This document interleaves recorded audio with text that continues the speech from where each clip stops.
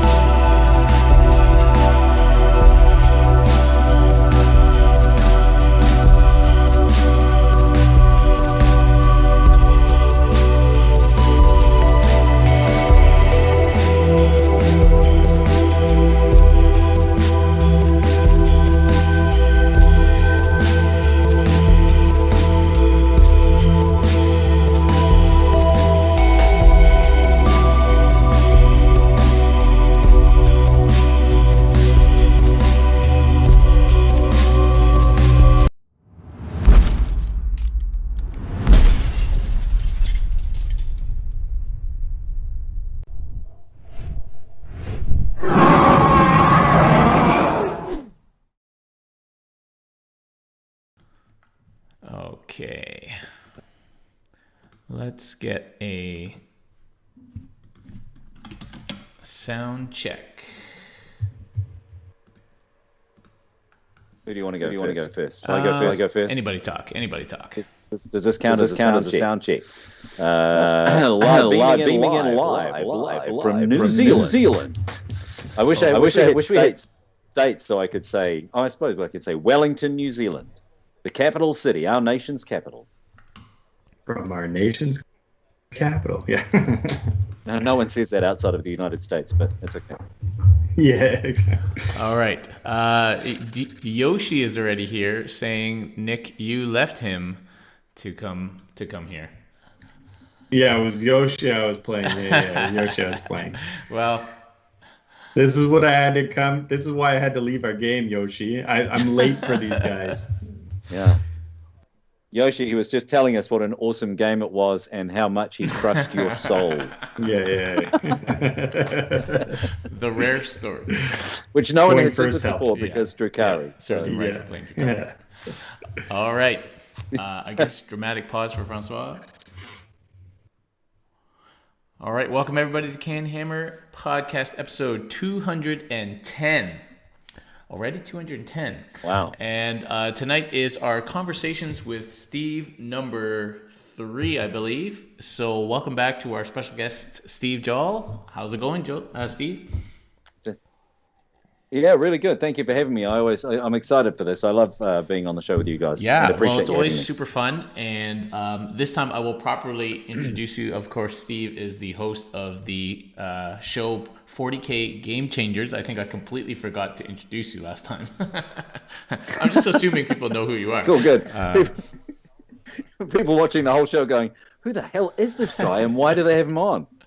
No, I think it's the reverse. They're like, who are these guys that have Steve on this show? Like, why is he slumming totally with these guys? But so 40K Game Changers, you can find it on the Frontline Gaming Network, which, by the way, have you seen you guys recently on YouTube, their new lineup of shows, spiffy kind of background. I like the one where they're kind of sitting on the couch and there's like two guys like it was like a talk show. Really cool things they've done with these shows, I gotta say. Grim After Dark with the Mob Rules guys, and then the Dice Check guys took over Chapter Tactics, and I think they're doing a great job.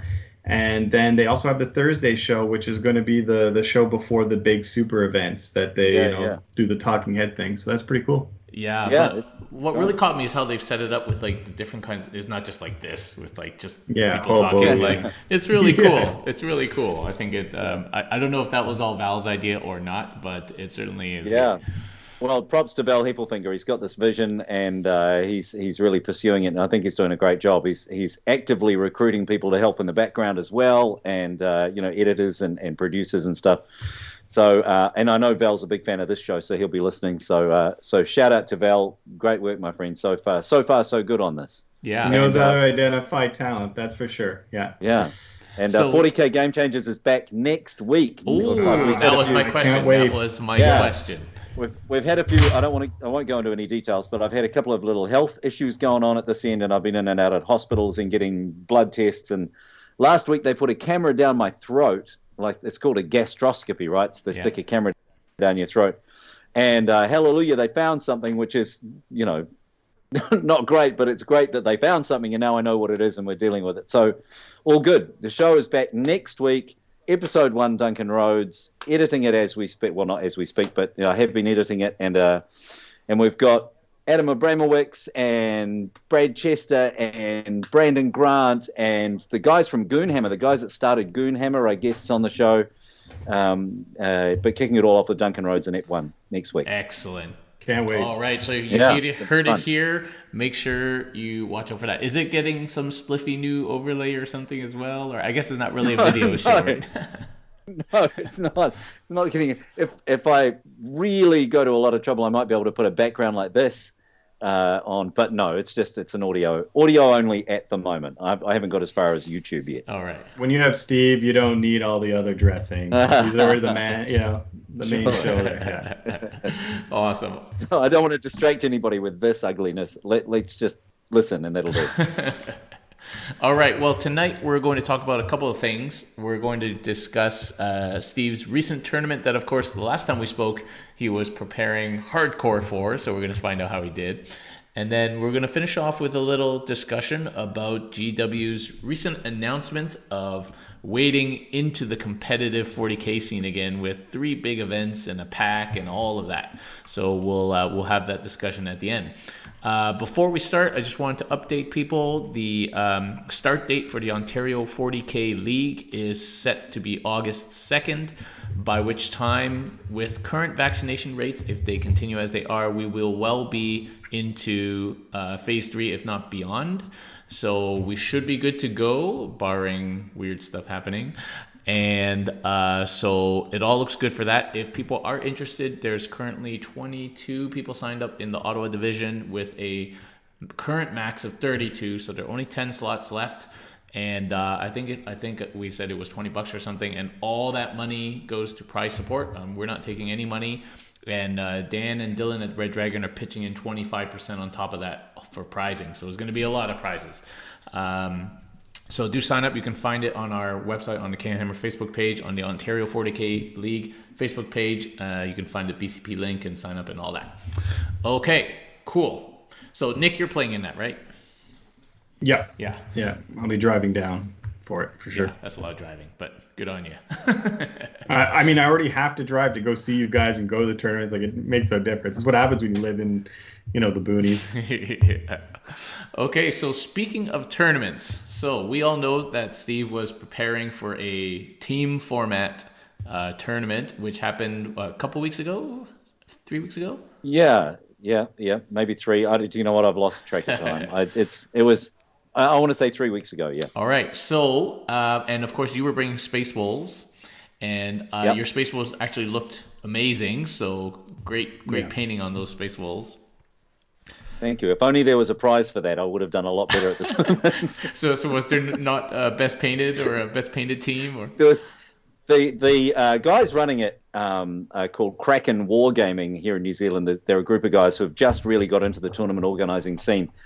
And they have said that one of the things they will definitely do next time is put up a best painted and a best opponent kind of thing. But as it stands for this one, they didn't have that in play. All right. So it was all about the results. It was all about getting those W's on the board. Okay, so dare I ask how many W's you guys got on the board?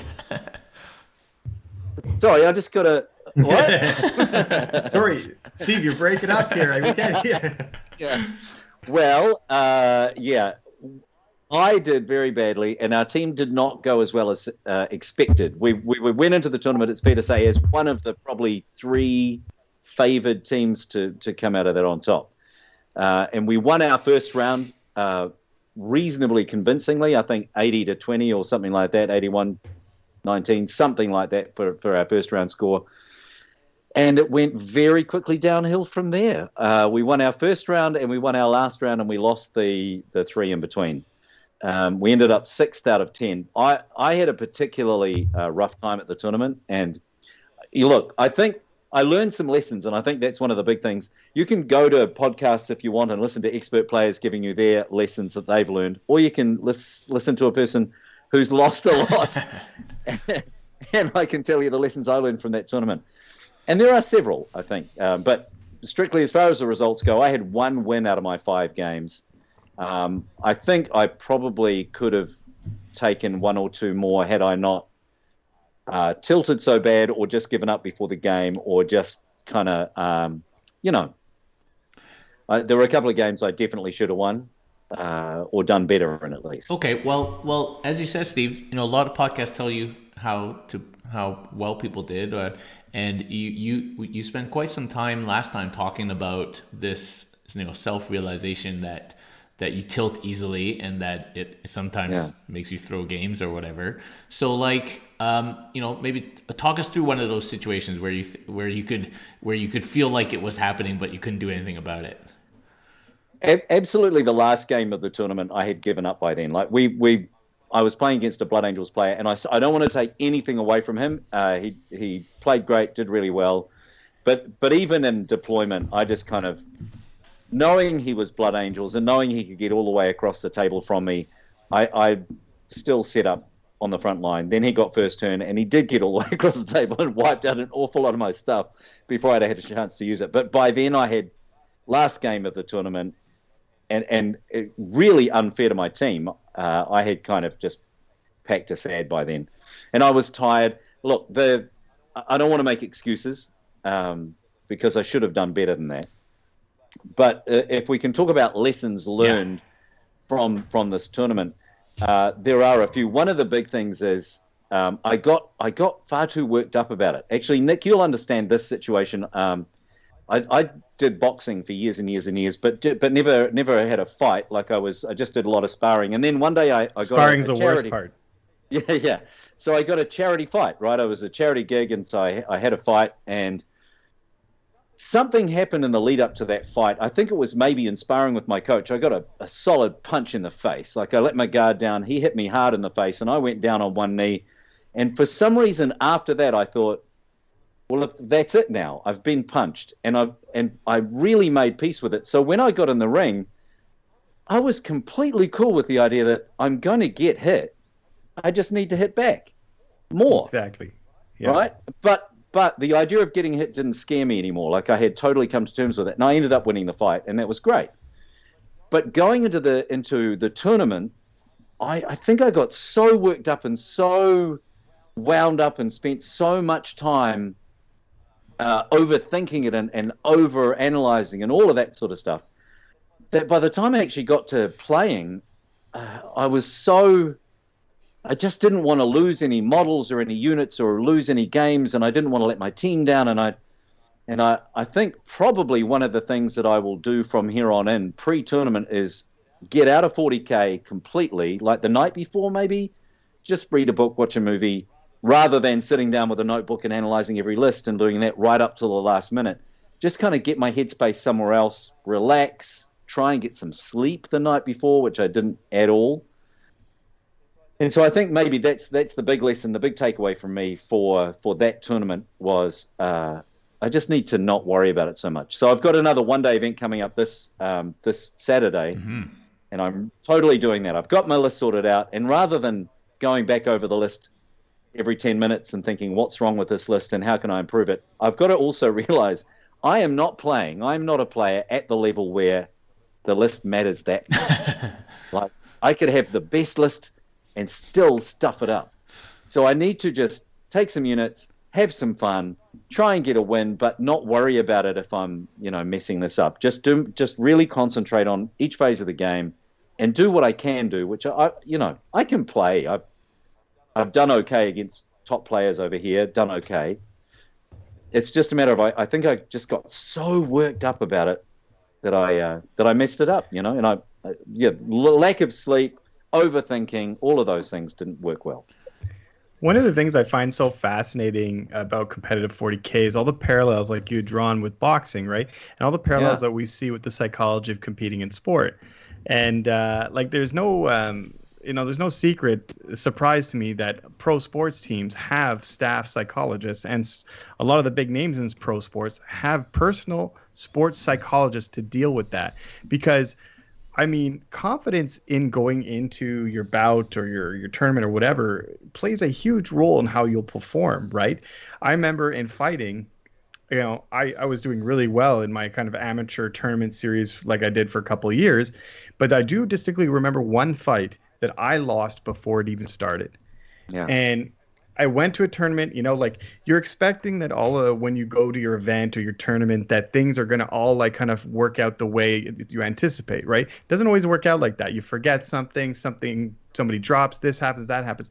Well, I went to this event, and what had happened is not enough fighters had shown up for all the different brackets. And in Thai boxing, there's like boxing, there's like 1,000 different weight brackets. So what ended up happening is a lot of fighters ended up getting merged into different brackets. So I was in a lower weight bracket and I got put up into a higher weight bracket. And if you're in fighting, that's a big deal. You're now fighting above your weight. So that kind of shook me. And then when I saw the guy I was fighting, I mean, we're going to do the meet in the middle of the ring. He took off his shirt. It was like he was carved out of marble. And he was taller than me, he was bigger than me, and whatever else. And you're like 40K fit? No, I was fit, but I was like a leaner fighter. Like I was a skinnier fighter. I wasn't a big muscled fighter, right? And that shook me. And I like it, I got intimidated, right? And so I remember fighting that. And I was very hesitant in that fight. I can remember distinctly. I was scared to be punched. I'd never been scared to be punched before. And he hit me, and it hurt, and he hit me, and I was like, but okay, then he hit me. But by the time I had realized, I got to fight back, he's not going to kill me. We're doing this. I lost the fight to a split decision. So one of the judges thought, I had won that fight, but it meant like that mentality going in lost me that fight. And similar to any games, like sometimes you can be so dejected that you give up before you even start. And I suspect, Steve, that this might want to be one of the most important tournaments to you for the next foreseeable future, because you're going to lean on that heavily. Because I remember the same thing, like when I went to LVO, my last game, I made a huge mistake the game before, lost, blah, blah, blah. So I'm like, went in my last game, same thing, didn't, deployed like an idiot, whatever. Guy mowed out half my army turn one. He was Iron Hands. I thought, okay, there's no way I can beat Iron Hands, blah, blah, blah. And I had a ton of fun at LVO, but a part of me was disappointed about like giving up at that point. And so then I brought that to Berry Bash, and that was one of the most relaxed tournaments I've had. I've never taken it so relaxed, like who cares?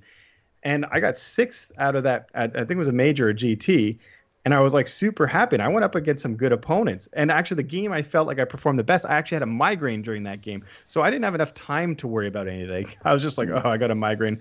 We'll just play and take it easy. And it was a draw, but against like one of the top players that I've ever played against. So. Anyways, I suspect that lesson that you're going to take, that experience is going to kind of drive you for the tournaments as you go on. And that's all experience, right? You don't learn anything from winning. You learn stuff from losing. So Steve, well, boy, did I learn a lot. There's a whole new and different level of dynamic when you're doing team tournament, because as you say, you don't want to let people down. Maybe your role in the team was to take the hits, maybe not. There's a whole different of psychological. I'm shaking his head. There's a whole new. No, I'm shaking my head. It wasn't my role, but I did it anyway. Well, a 3-people tournament, you all want to try and win. But do you think that played heavily into your kind of psychological approach to these games, and why you were so kind of trying to be ultra prepared because you didn't want to let the team down? Do you think that team aspect of it really kind of affected you in that way? The team aspect was really great, and I would never want to say that played a part, and it might have been a little bit at the back of my mind, but for the most part, I think it was down to, there were some, again, no excuses. I played bad, but there were some other things, extenuating circumstances, if you like, and this is down to me as well. I was the team manager. I booked the accommodation, and it turned out to be a place which looked great in photographs, but then when we got there, the beds were like rock hard. I had a street light right outside my window and no curtain. So the whole night I'm awake with basically daylight in the room, and then thinking about the games the next day. The other mistake we might have made as a team, which again is really common in a tournament setting, where you find out what your matchup is before the day. So you find out who you're playing or what army you're going to be playing against, right, in round one. And so we spent the whole night before the tournament talking out round one and really didn't think about rounds 2, 3, 4, and 5. And so, we kind of gave them a cursory glance.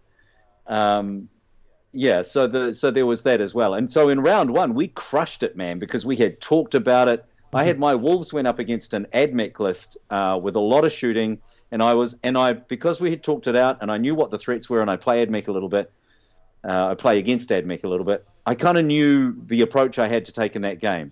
And I did what I was supposed to do. So the other thing that I did in a couple of games where I lost is I know how my army works. Space Wolves, the list I usually construct is a turn 3, 4, 5 list, right? And I need turns 3, 4, and 5. And also what I need to do if I'm playing properly is deploy back, right? And I think I talked about this last time. Measure out where I need to be turn 3 and work backwards from there and deploy out of range of stuff that can get to me or shoot me as much as possible turn 1. So why in at least rounds 2 and 5 did I frontline deploy? That's just dumb. And yet I just kind of went, and did it. And I cannot explain why I did that, knowing full well that that's a dumb move and that will lose me the game. In both of those games, I can tell you, one was against Gene Stealers and one was against Blood Angels. And again, the guys played smart. They racked up all their points in those first 3 turns. By the end of the game, I think for the Gene Stealers game, Gene Stealer Colts, he had 2 models left on the table. I maxed out the secondary where you kill all the single point models, and I maxed that out. I killed his entire army and still lost on points.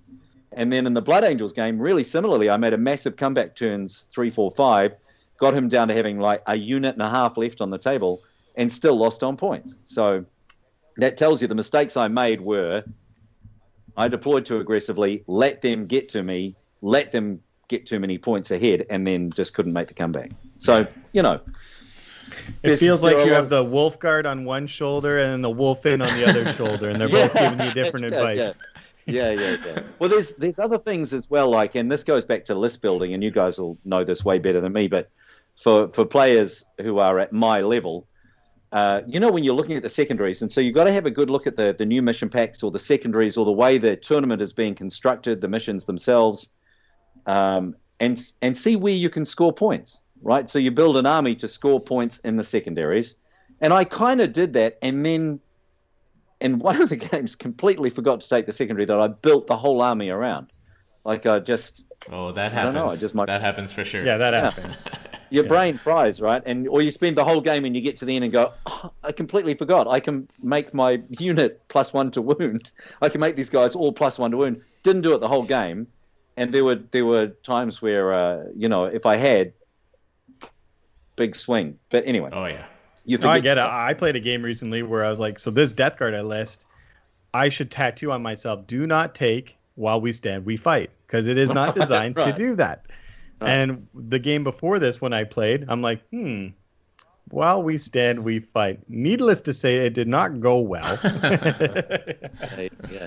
Well, the Engage on All Fronts is one like that for me. Like, I find Engage on All Fronts, lots of people take it, and Space Wolves are an army that you think is quicker than they actually are.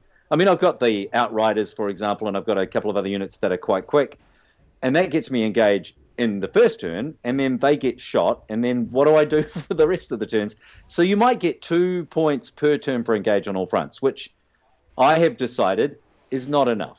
And also, it just puts me into a position where they can just kill off the fast units, and then I'm stuck in my backlines, so it gives them too much control. And yet... so many times I'll get to the table and go, yeah, Engage on All Fronts. Screw it. I can't think of anything else. Yeah. And I have not designed my list to do Engage on All Fronts, but I take it because I think that I should have a fast army. But you end up. So hopefully in this tournament that I've got for the weekend, this just a 1 day. I guess you call it an RTT. There's, I want to say, 16 players involved. Yep.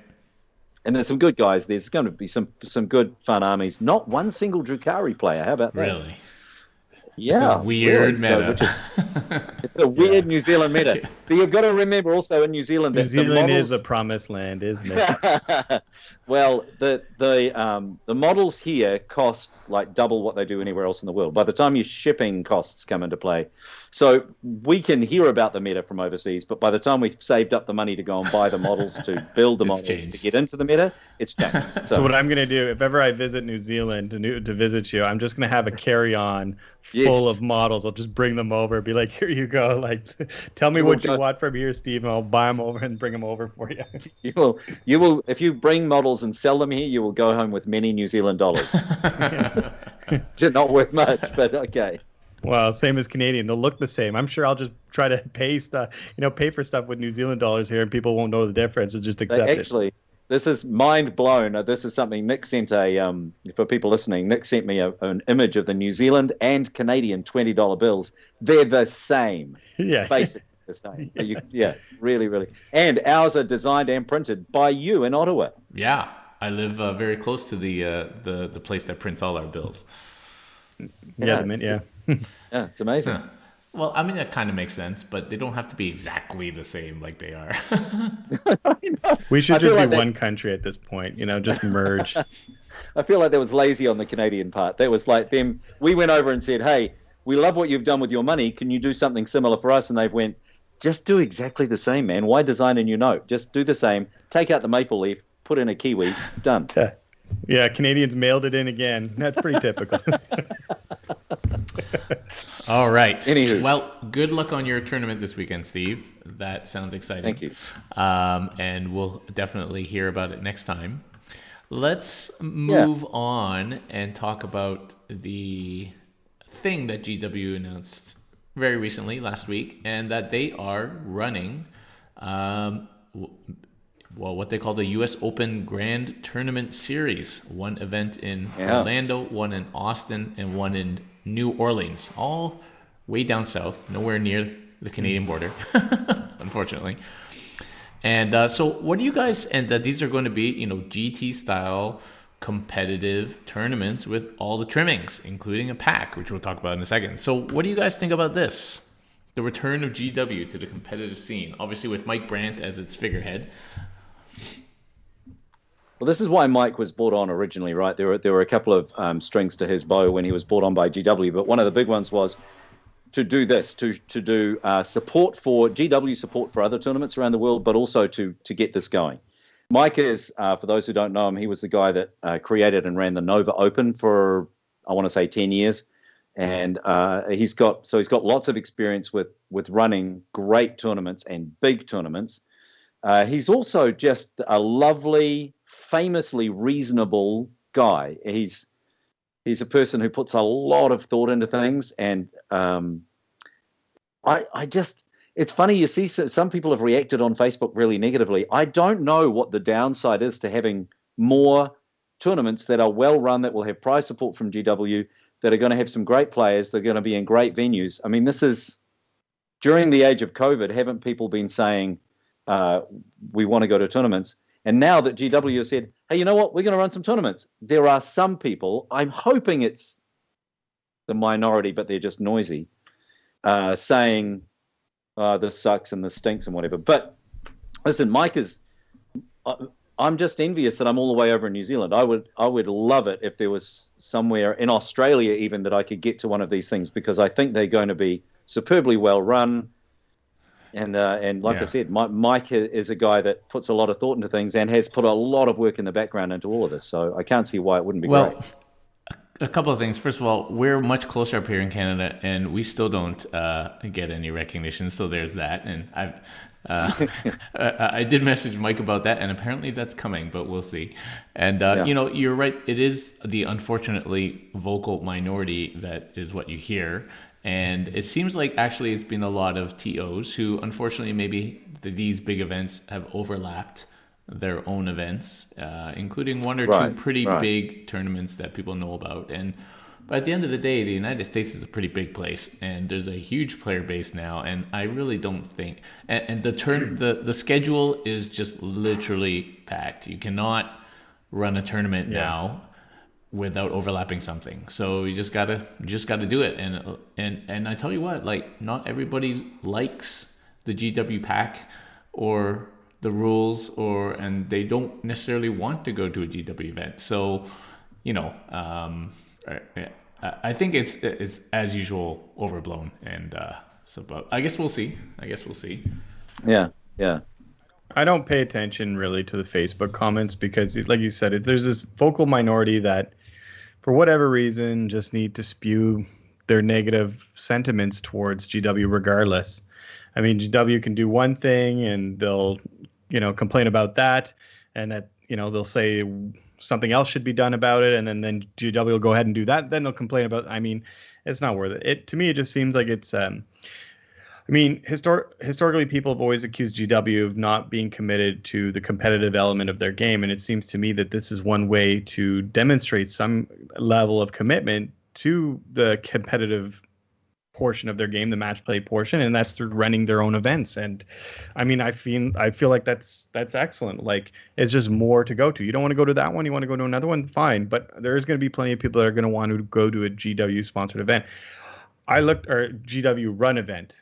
I looked over the player pack quickly, and there was nothing that shocked me. I mean, the terrain looked. Don't jump the gun, Nick. We will be talking about player pack. Okay. Sorry. I won't jump the gun. Sorry. But yeah, no, I think it's great. I think that I don't know. I just think it's great that GW is running events. And to that comment, like, it's overlapping with a lot of events. I mean, 5-10 years ago, for Warhammer Fantasy in early 40K, when there weren't a lot of events, then TOs all knew each other, and they could organize that this event happened on that weekend, that event happened on that weekend, so that players could, travel and whatever else. But the game has grown so much, it's no longer really that realistic to, organize so that all the events don't overlap. There's just so many that naturally, and GW is such a big company, like, I can't blame them for being like, we're going to pick dates that work for us. And unfortunately, we're sorry if that kind of overlaps with your smaller GT. I mean, I wouldn't even blame if FLG did that, if they want to host the, I'd be a little remiss, but if they hosted the Ottawa Open and it happened at Capital City Bloodbath, I'd be like, okay, that's unfortunate, but that's the name of the game, in my opinion. And I mean, a big company like that can't be worried about the minutia of like the thousands of different events that are happening across the US or even the world, right? Yeah, I do. I feel like Mike is, and I don't want to speak for him, but Mike and a couple of the other people that I've met through, doing the podcast and at GW, they're not setting out. No one sets out to be an asshole, right? They're not setting out to crush other tournaments. This is not the goal. If anything, they want to encourage and support. So they have obviously done their best to work in. But look, if you're scheduling anything, schedule a sports event. We've had things just here in Wellington, in our little town of 350 odd thousand. Every single weekend there are festivals and events and tournaments for different sports and all sorts of things. So if you wanted to schedule something and you tried to schedule it on a weekend where there was nothing else happening, just impossible.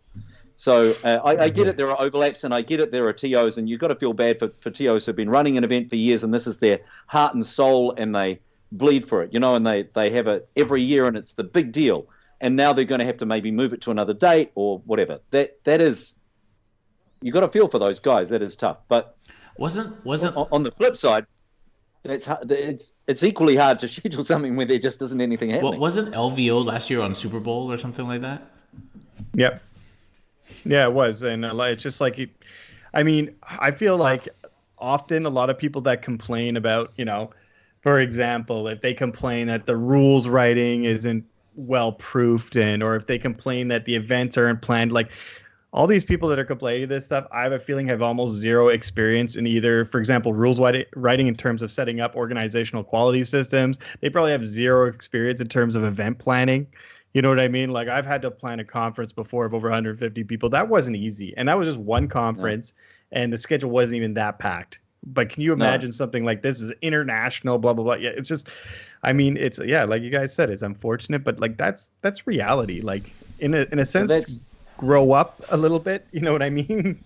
But the other thing is when you're planning something like this, and if you guys have done it, you'll know, or if you've even been to one, you'll know that, it's not just a matter of someone going, hey, you know what we're going to do? We're going to put on a Warhammer tournament, and it'll be this weekend, and everyone will come. You've got venue, you've got travel to think about, you've got other international restrictions, you've got all of these things going on. You've also got the GW release schedule, which when everyone else is putting on a tournament, they don't think about that. But I guarantee you GW is kind of having to think about those things as well. Yeah. And also you've got to check that you've got people who can TO the 40K and the AOS and whatever else they're doing. Yeah. So, there's a lot to consider, but every single person affected by it wants you to make the way they're affected the most important thing. It's not in New Zealand. God damn it. Think about New Zealand, you mother. And then, exactly. It's like, yeah, sure. We'll definitely put some thought into bringing one to New Zealand. Well, Mike does know we exist up here, whereas GW previously did not. And he did assure me that when we're about to plan our next big event, which will be CanHammer Team Tournament early 2022, to reach out to him personally. Of course, he has a GW PLC email now. And we will hopefully get some traction. So stay tuned. Who knows? Who knows? I do think that is supposed to be a big part of his brief, where he's not just organizing tournaments, but offering support to people who are also organizing their own tournaments. And especially if there's another, again, I don't want to speak for him or I have no inside knowledge on this, but if you've got a situation where you're organizing a tournament in a whole country where they are not, then it seems like they would not have any problem with offering support. Right? Yeah. Okay, well, let's finish off by looking very briefly, just touching on a few of the things in the player pack that they've published, which is amazing, by the way, that they have a player pack published. People shouldn't get too upset that they've done such a thing well in advance. But let's just touch on a few things that are kind of interesting. Maybe some are more controversial. There's definitely been a lot of discussion about some of these things. We don't spend too much time talking about it, but just kind of interesting. So the first thing I wanted to touch on was that when they talk about army lists, they haven't really pushed the app as their, you must submit lists through the app. They say any appropriate kind of easily readable format. They didn't come out and say Battlescribe straight up. But so that's kind of interesting. They haven't pushed the app maybe because they realized that, maybe they're opening a can of worms there. I don't know. I think it's optics on that one. Like, I mean, they don't want to feel. I'm sure they don't want players to feel like they have to subscribe to one of their services to participate. Where, that'll kind of reinforce this idea that they're trying to monopolize the whole thing. So, I mean, I feel like they're trying to give flexibility and freedom where they can, and you can use the app. I mean, it is mentioned in the player pack that is one of the official rule sources. I hope they identify a hierarchy, or they clean up the alignment between the rule sources, because I know that sometimes doesn't always coincide. But yeah, I mean, I feel like that makes sense. I'm not entirely shocked. Okay. Yeah.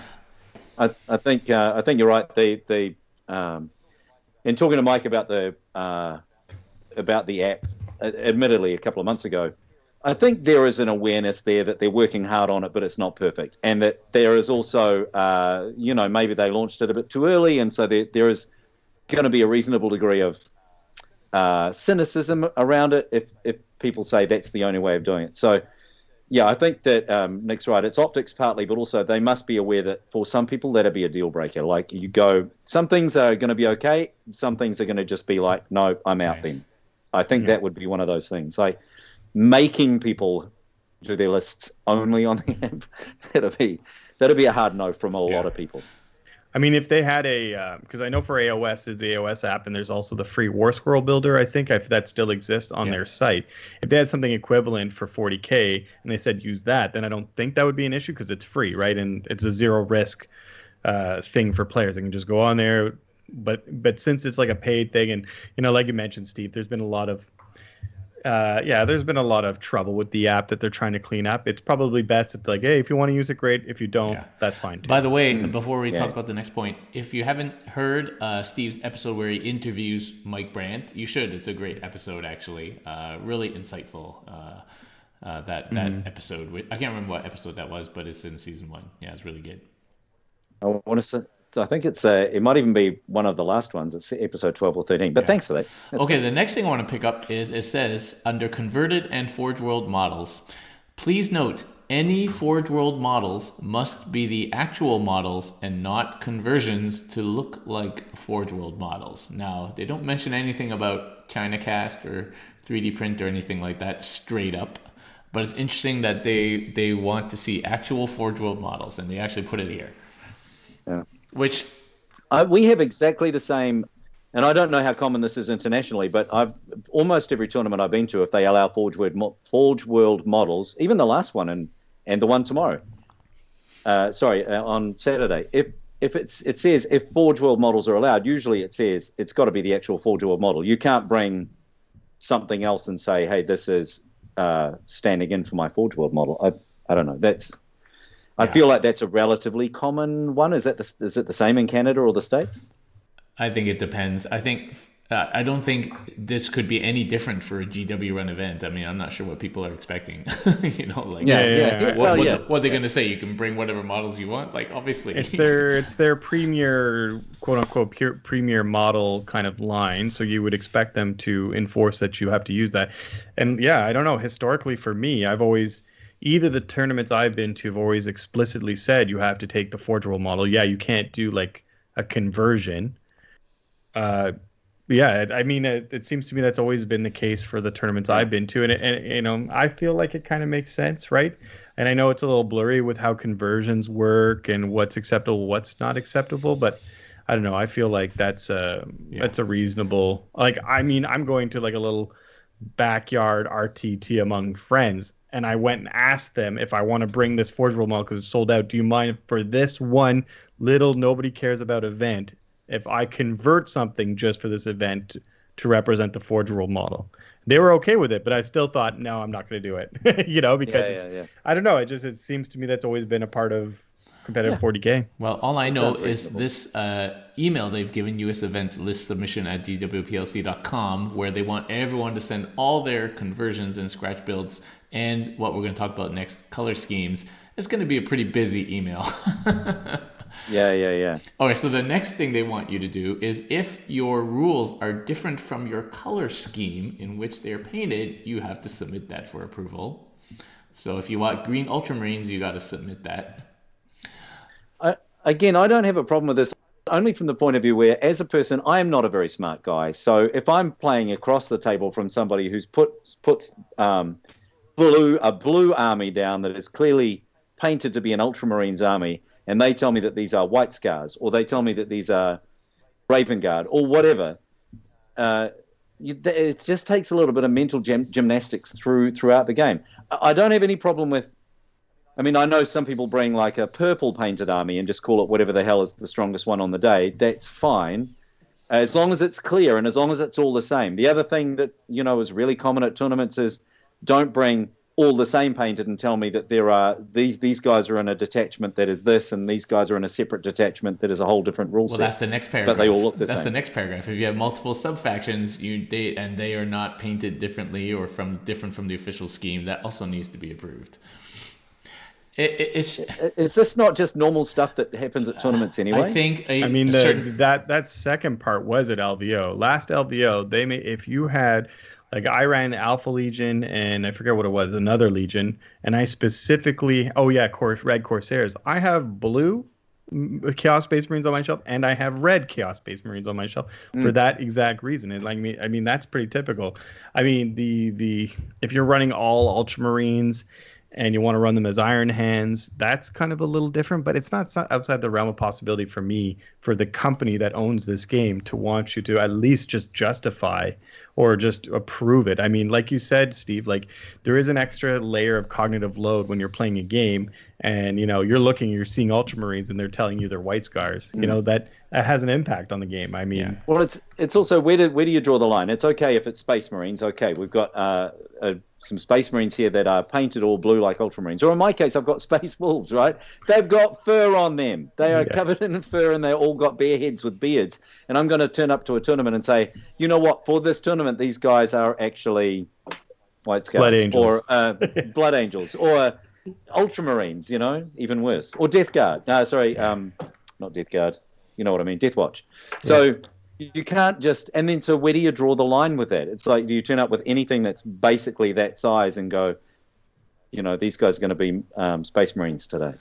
So the next thing is actually something that Jim Vessel was ranting about on his show a couple of nights ago, which he likes to call the Jim Vessel rule, but is that if the game finishes before its natural conclusion, so if somebody concedes, they don't want people to be talking it out. You need to get a judge over to calculate the score. Because talking out is very commonly done in events. I mean, I don't know. I don't know how exactly. I'll have to reread that, and I'll have to understand properly how they're going to handle that. I don't know if I read that where they're saying it's not being talked out, but that the judge has to be there to educate the resolution of the game, right? No, the judge has to call to help calculate the final score.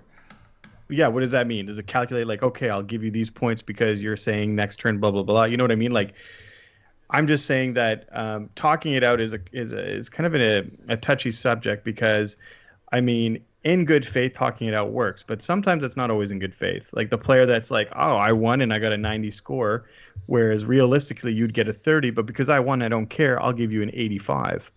Now that person is jumping 55 or whatever it is, 45 points across everybody else that have been working, trying to, get in the standings, right? So there's a fine line sometimes, and it's not difficult to see, but is difficult to enforce. There's a fine line between talking a game out and collusion. So I actually kind of respect them wanting to have a judge to at least deal with that. The other, we've got a tournament coming up at the end of July, and it was specifically answered, same thing. The TO was asked, is it okay to talk out, a game if you don't have time to finish it, if you only get up to turn 3? And he has said no, because in his mind that rewards people slow playing. So if you've got an army, if someone's playing against my wolves and they know that I'll get stronger turn 3, 4, 5, and they slow play me, and then we get to turn 3 and the game is over, and we can just talk it out, well, that kind of rewards the slow play, was the argument from the TO, at this event in New Zealand. So, look, the thing is, and I love Jim and full respect to him because I know that he agrees with me on a couple of other points, but this one we disagree on. It's GW's event. And if they say, look, we're just going to blanket rule out the talking out because partly because sometimes it goes wrong, partly because we need a judge to be there, partly because we're expecting a lot of people and it's just too much to manage. Whatever their reasoning, Mike has organised and been at more tournaments than I have, and if he says no talking it out because he must have a good reason, then, it's not compulsory to go. That's the thing to keep in mind with these events. If you have a problem with the players pack and you have a problem with the way it's being run and you don't like the setup, you don't have to go. It's not a compulsory thing. Yeah. So actually, it was my mistake. The Jim Vessel rule is actually the next one, which is in bold, italics. Once you submit your scores, they cannot be changed. If you discover an error after submission, the default stance is that there will be no change. I agree with that too. And that goes back to his incident he was describing with a player at Nova where they discovered an error and he lost because of it and blah, blah, blah. Anyway, so that's... Well, that story, I'm not going to get into it. Let's not get into it. That story has two sides to it. So anyways, it's not exactly an objective point of view. But I don't know. I agree with that. Like how, if you're at the game, you should be able to you're both participating in scoring this game properly. And at the end of the game, you should both be able to clarify and resolve whatever discrepancies there are. And if you're not doing that check, I mean, that's kind of on both of you, right? I mean, there's not much you can do. Like if at the beginning of the game, the player goes, I'm going to take engaging on fronts, domination, and this. And then at the end of the game, that player wins, submit your scores, and you go, oh, wait, you can't take domination and engage on all fronts because they're in the same category. I mean, too bad. You had 3 or whatever hours it is to figure that out. I mean, you also have a book that you can open and look pre-game while you're deciding that. I mean... Okay. There are specific examples where that will be a pain in the ass. But again, if you try and think of it from the point of view of the people organizing the tournament, I don't know how many people they're saying they're going to have there, but let's say it's 100 or 200 or 500 players. If you just blanket allow this sort of stuff to happen, I think all they're trying to do is avoid a shit fight after each round, right? They're just trying to simplify the systems and just try, I'm kind of with Nick here that there are specific examples where this has happened and it's been bad for specific players. But in general, think of the people trying to organize a tournament with hundreds of people involved and all of the background stuff happening as well. The last thing you need is a dozen people coming up to you after every round going, oh, we made a mistake with scoring. I need 10 more points. No, sorry. Just make sure. The other thing I've got to say here, though, that I have found, if you're at a tournament, I've had players scoring just on an app. I am a person and Brad Chester is big on this. I like to know what the score is all the way along. And I have found in games where I haven't maybe done so well that I only find out right at the end, oh, crap, I'm really losing here. I always like to score it on a piece of paper, even if it's just a rough piece of paper, to know all the way along where we're at, rather than having my opponent or someone else just scoring on an app and just kind of keeping tabs on the app. So to help avoid mistakes, as you said, you've got 3 hours there during the game. Rather than just one person using an app to do the scoring, have it where both of you can see what the score is at all times, like we used to be able to do in 7th and 8th. You kind of got that score ticking over in front of you. Yeah. All right, let's finish off and talk about the final thing for a few minutes, which is their 2 proposed terrain table layouts.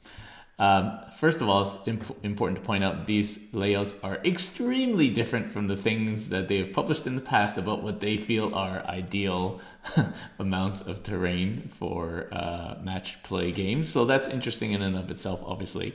But so they've published these 2 table layouts, which basically have 4 pretty massive U-shaped ruins with pretty large footprints, which interestingly are see-through acrylic, and apparently, according to people, those bases are not supposed to count as anything. That's why they were made see-through anyway. And then they've put all the dense terrain just in like the corners around the outside, and there's 2 different layouts. And they've listed what these terrain pieces count as and what rules they have and all that sort of thing. So what do you guys think of... It seems like, first of all, that they kind of had to do this because the standard has been set that people in this edition, especially with all the rules associated with terrain, have had to put out ahead of time what all the terrain is and what rules they have, so that none of that mishmash on the day. So they've had to do that, and they've stuck to just 2, whereas like I think WTC has like, I don't know, like 40 different layouts or whatever. So what do you guys think of all this? Yeah, I to be honest, I haven't looked enough at the terrain. This is a part of it that I didn't look a lot at, only because I'm not likely to be playing in one of these tournaments. And I also, as a Space Wolves player, it should just all be ruins, and that's it. Yeah. I just want everything that my infantry can hide behind and then run through. Outside of that, so I don't know. Nick, down to you. Well, yeah, I looked at it like, a cursory glance, and I didn't draw angles from every edge of the ruins, whatever, so where line of sight could be drawn. But for me, it seemed to be not any worse than the average tournament. Like, I'm comparing this to like the average RTT or GT or whatever that you would go to, or major. And I'm comparing it to that standard, and it doesn't seem to be any worse than the average GT you go to. And in fact, might even be better than the average, slightly better than the average. It's just, I mean, you even have the benefit here of knowing what it is before. There are times where you'll go to a major event or GT, and you'll show up, and that's when you'll learn, oh man, there are a lot of firing lanes here, and I'm playing Death Guard or Space Wolves, and Space Wolves are fast, Death Guard are tough, but we still don't play this shooting game that well. So I feel like you have a benefit there. If they're giving you the layouts and you're expecting that that's what it's going to be, you can plan around that. Yeah. I feel like, I don't know what it is. I think some people are really looking to complain about things, and yeah, it just seems to me that it was a pretty standard pack. I appreciated that I would have never have expected them to release a pack that early for their tournaments, and I just appreciate they release it. It was very clear. They gave the terrain layouts. They gave what the expectations are, so you're not going in there you're not going in there blind. They're telling you that you can't resubmit scores after the fact, because so now that's very clear. You're not going to be surprised when you go there if you made a mistake. Some people need to take a little bit of ownership. I think there's a little bit of a lack of ownership in the Warhammer community at times, where people don't take accountability for their own actions sometimes. And so if you make a mistake, own up to it. You made a mistake that disadvantaged you. Too bad. If your opponent made a mistake and it disadvantaged you, then you are obviously not engaged enough to look into your scores or whatever. I feel like pretty standard pack. If it was near us, I would go to this tournament. Yeah. And you're right. It's a great point that a lot of tournament packs, when you get a tournament pack outside of WTC, ETC, you don't normally get what the terrain layout is going to be in advance. You roll up on the day and hope like hell you're not on Planet Bowling Ball against Tau or Knights. Yeah. And it's just a hope, right? But being able to plan your army based on the fact that you know what the terrain is, that's a good thing, right? Right. I know that Darren, you don't have this on the list necessarily, but there is one thing I just wanted to touch on real quick before we say goodbye, to do with the tournament pack, because it's come up on Facebook, and I need to call people out. Stop spreading garbage shit. Just stop it. No, seriously, there are people, and I don't want to name names, but I've seen several posts on Facebook saying, GW are not going to let you take converted models or outside of the Forge World thing, and I have checked, again, don't want to name names, but I have gone in and at GW and checked that I'm not going to get this information wrong. So the facts are, you can convert, just like any other tournament, you can convert a model, use GW bits, convert up whatever you want. I've got ones that are I've got a converted Ragnar. As long as it's the same size on the same size base and no one's being disadvantaged by your conversion and you're using GW bits, then it's all good. Just like you normally would, submit it to your TO. And if you're getting wound up about the fact that you have to use GW bits, imagine going to a McDonald's burger eating competition and asking if you could take your own Burger King ingredients and make your own burger when you got there. They would say no. So it just, I don't understand why people are spreading. People are getting very butthurt about the whole 3D printing thing.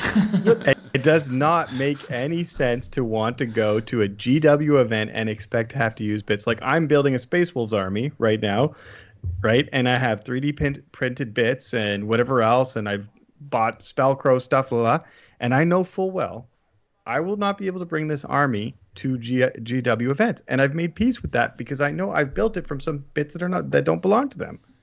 I don't want to.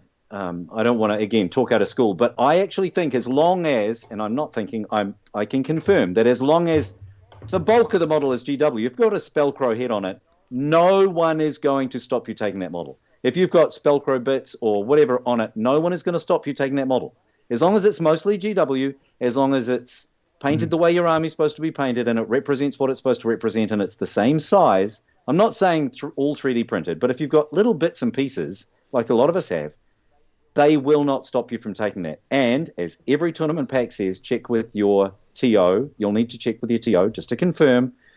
But I have gone to GW knowing that I was going to come on here and talk about this and asked. They won't stop you taking converted models. What they're asking you not to do is go to take a Luke Skywalker model and go along and say, this is Ragnar today. No, that won't do. Just like it wouldn't do at any other tournament. Yeah. You know what I mean? Yeah. Yeah. And surprise, surprise, if you're going to LVO, you have to submit your converted models for approval. I mean, is that like any tournament anywhere? Yeah, so any tournament. I am arm's length with Darren for CCBB, and if I go to CCBB, I still have to get Darren to approve my converted models. And there are times he's told me no, and I was like, nothing would give me greater joy than to pull a model off of Nick's table. Exactly. Yeah. So I make sure I have the proper model. Yeah, exactly. But it's just like I have a close friend running the tournament, and I don't expect any different. So like, yeah, right. I think you're right. So, people need to get their heads out of their ass. Well, all I'm saying is, look, I know it's easy when someone posts something on Facebook. It's real easy to go, what? And get angry and then repost it and comment. Don't do that because read the pack. Just read the pack before you get angry about some garbage that someone's posted. I know I don't normally get involved in this Facebook nonsense. I normally just let it lie, but this has got me wound up because people are posting stuff that is just not true, and then other people are reposting it and getting angry about stuff that just isn't a thing. So don't do that. You heard it here first. Well, maybe not first, but you heard it. You heard it here. All right. Yeah. Well, thanks very much again for joining us, Steve. It was as always, amazing to chat with you and catch up with you. And good luck on your tournament this weekend, and hopefully we'll hear about it the next time we chat. Yeah, well, I'll message you and let you guys know how it goes. Thanks for that. Appreciate it. And thanks, as always, thanks for having me on. Always no worries. Fun. So thank you, everyone, for tuning in. Tomorrow night, Nick is strangely, amazingly popular Chaos content. Not sure where that came from, but he's doing another stream. What, 8 o'clock, 8:30, 8 o'clock? 8 o'clock, yeah, 8 o'clock. 8 o'clock to about 9:30, depends until I just shut up. Yeah, I'm surprised people are watching it, not going to lie. Well, I've been calling it CanHammer Chaos, but you got to come up with a better name than that. So the least interesting person in the world talking about chaos. That's how I should be calling it. I feel like you need to come up with something catchy or shorter, but that's good. Yeah, maybe we should make you like an overlay of something chaotic. I don't know. Yeah. So tune in tomorrow night for Nick's stream at 8 p.m. Otherwise, we will see everybody next week. So with that, everybody be safe, get vaccinated, and we'll catch up with everyone next time. See you. Good night.